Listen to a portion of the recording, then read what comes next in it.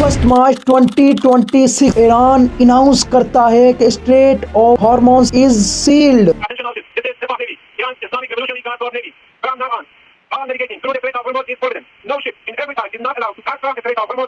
और फिर 2 मार्च 2026 कई शिप्स को टारगेट करके ईरान बता देता है कि हम भैया मजाक तो बिल्कुल भी नहीं कर रहे, जो शिप्स आगे बढ़ेगी उसको ठोक दिया जाएगा। और अगले चंद आवर्स में 200 शिप्स स्टॉप हो जाती हैं। दुनिया की बड़ी शिप्स कंपनीज को धचका लगता है। सिर्फ एक अनाउंसमेंट से पूरे वर्ल्ड की इकोनॉमी हिल कर रह जाती है। सवाल ये है, क्या ईरान इसको बंद करके ये वार जीत सकता है? अस्सलामुअलैकुम, मैं हूँ आपका प्यारा लाडला भाई और आज हम जानेंगे स्ट्रेट ऑफ हॉर्मुज़ की मुकम्मल बायोग्राफी और इसकी हिस्ट्री।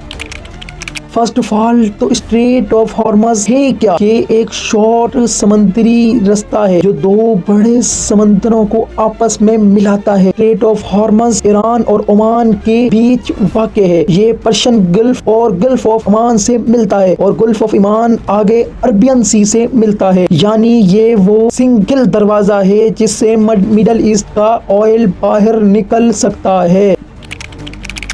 मेजरमेंट्स की बात की जाए तो इसकी कुल लंबाई 167 किलोमीटर है और इसमें एक सबसे शॉर्ट रास्ता सिर्फ 33 किलोमीटर है। इस रास्ते में से दुनिया का 20% ऑयल एक्सपोर्ट होता है। इसके किनारे पर ईरान के कई बड़े जजीरे अबू मूसा जैसे मौजूद हैं। ये 1971 से ईरान के कंट्रोल में है। यूएई का कहना है कि ये हमारे कंट्रोल में, लेकिन ईरान ने कभी इसको छोड़ा ही नहीं है, क्योंकि इन जजीरों से ईरान स्ट्रेट ऑफ हॉर्मुज़ को मुकम्मल तौर पे कंट्रोल करता है।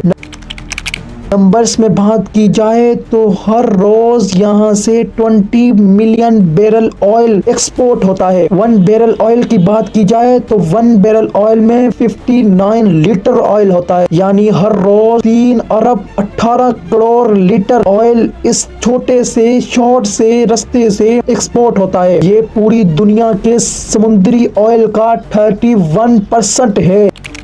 एक्सपोर्ट करने की बात करें तो UAE, Kuwait, Iraq, Saudi Arabia और कतर और खुद ईरान भी इसी रास्ते से अपना ऑयल एक्सपोर्ट करता है।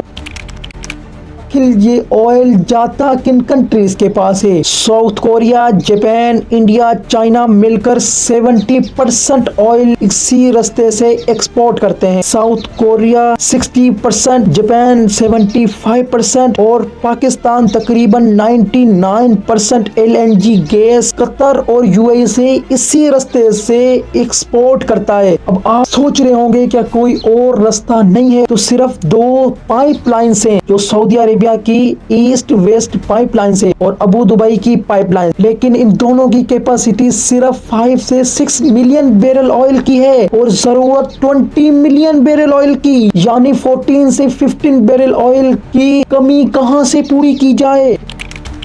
हिस्ट्री में देखा जाए तो स्ट्रेट ऑफ हॉर्मुज़ को इससे पहले कई बार बंद किया गया। जैसे 1984 में ट्रंक वार में ईरान और इराक की जंग में इसको ईरान ने बंद किया। दोनों ममालिक के शिप्स को तबाह किया गया, 500 से ज्यादा शिप्स को नुकसान पहुंचाया गया और उस टाइम ऑयल की कीमतों ने आसमान छुआ था। और 2019 में ईरान ने ब्रिटिश टैंक को जब पकड़ा था, पूरी दुनिया में तेल की कीमतें उछल गई थी। और फरवरी 2025 में ईरान ने सिर्फ चंद आवर्स के लिए इसको बंद किया था और इससे दुनिया की इकोनॉमी पर 6% असर पड़ चुका था। और अब 2026 में पहली बार ये वाकई मुकम्मल तौर पर बंद हो गया है। 2 मार्च 2026 को इस वे से कोई भी शिप्स नहीं गुजर सकी। तो क्या ईरान को बंद करके ये जंग जीत सकता है? क्या ईरान इस नुकसान को नहीं जानता? बिल्कुल जानता। ईरान का अपना 90% ऑयल भाई इसी से एक्सपोर्ट होता है, लेकिन ईरान इसको बंद करके कि अमेरिका और इसराइल पर एक जबरदस्त इम्पैक्ट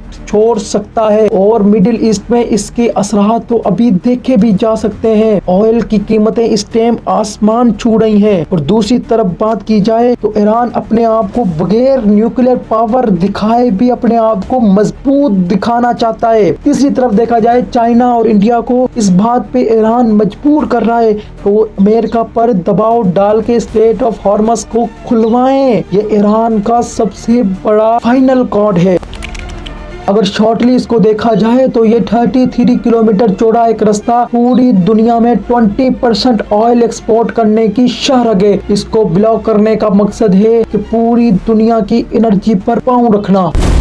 आज के लिए इतना ही। मैं हूं आपका प्यारा लाडला भाई और एक इम्पोर्टेंट अनाउंसमेंट, अगर आप अमेरिका, इसराइल और ईरान की वार में अपने कुछ सवालात के जवाब जानना चाहते हैं कि वर्ल्ड वार 3 शुरू हो चुकी है या इसके आगे क्या होगा, तो आप हमारी इस वीडियो को देख के मुकम्मली अपने सवालों के एक सेटिस्फाइड जवाब ले सकते हैं। मिलते हैं किसी नई वीडियो में नए मकसद से, नई बात से। अल्लाह ताला आप सबका हामी और नासिर हो। अस्सलामु अलैकुम।